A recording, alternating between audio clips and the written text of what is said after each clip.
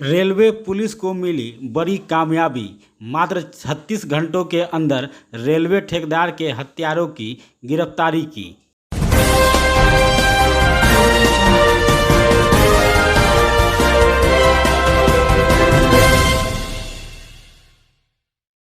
Railway police को एक बड़ी कामयाबी हाथ लगी है।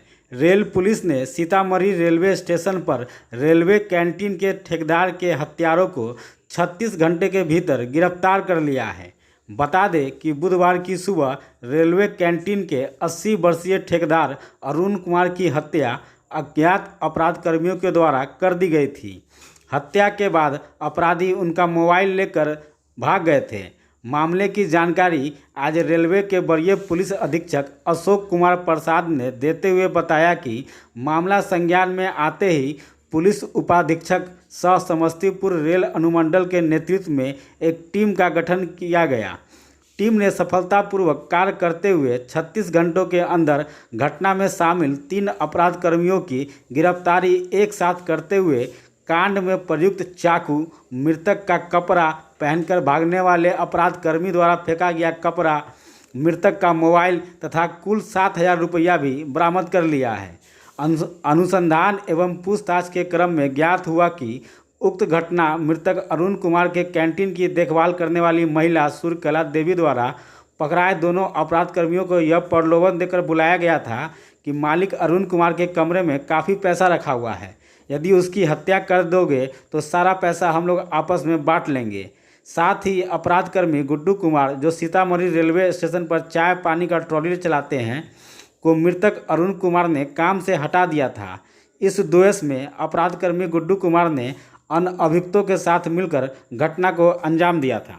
ये 16-17 तारीख की रात्रि में तकरीबन 3 बजे के आसपास सीतामढ़ी रेलवे स्टेशन के एक रेलवे ठेकेदार हैं अरुण कुमार, उनकी हत्या कर दी गई। वो अपने जो उनका जो कैंटीन का जो इलाका है उसमें जो कमरा बना हुआ है उसी में सो रहे थे। रात्रि में वही 3 बजे के आसपास में उनकी हत्या हुई, गर्दन रेत की गई।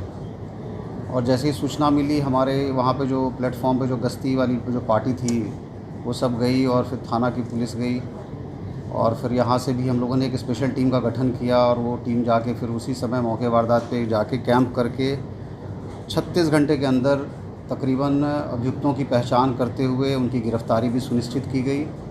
और जो घटना में इस्तेमाल किया गया था हथियार, जो चाकू से जो मृतक हैं जिनकी उम्र तकरीबन करीब 80 वर्ष है, उनकी गर्दन गला काट के उनकी हत्या की गई थी। तो वो जो हथियार था वो भी बरामद कर लिया गया और जो मृतक का कपड़ा था वही कपड़ा अपराधकर्मी पहन के भागा भी, तो वो कपड़ा भी हम लोगों ने बरामद कर लिया है। तो अपने आप में ये एक इन्वेस्टिगेशन के हिसाब से देखा जाए तो सारे अनुसंधान के जो पहलू हैं, बिंदु हैं, उसको उसकी जांच करते हुए हम लोगों ने अभियुक्तों की गिरफ्तारी की। और जो मोबाइल थे, 4 मोबाइल इसमें हैं, उसमें तो 3 जो अपराधकर्मी हैं, एक महिला है और 2 पुरुष हैं, उनकी है, और एक मृतक का जो मोबाइल है वो। तो इस प्रकार से आप देखेंगे कि 36 घंटे में पूरे केस का उद्भेदन कर लिया गया, अभियुक्तों की गिरफ्तारी कर ली गई और हम लोग इस केस को स्पीडी ट्रायल में डालते हुए प्रयास करेंगे कि महीने 2 महीने के अंदर इन सभी अभियुक्तों को सज़ा दिलवाएं। लीड कहाँ से मिला सर? ये ब्लाइंड केस का पूरा इस केस का अपने आप में इन्वेस्टिगेशन के लिए एक चुनौती रही थी।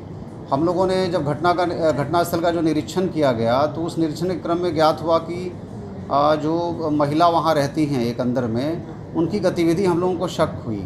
वो रेलवे ठेकेदार के जो जिनकी हत्या हुई, उनके कैंटीन में वो महिला देखभाल करती थी और काम करती थी कई वर्षों से। उनकी एक्टिविटी हम लोगों को संदिग्ध लगी। हम लोगों ने उन पर से ही अनुसंधान को फोकस किया।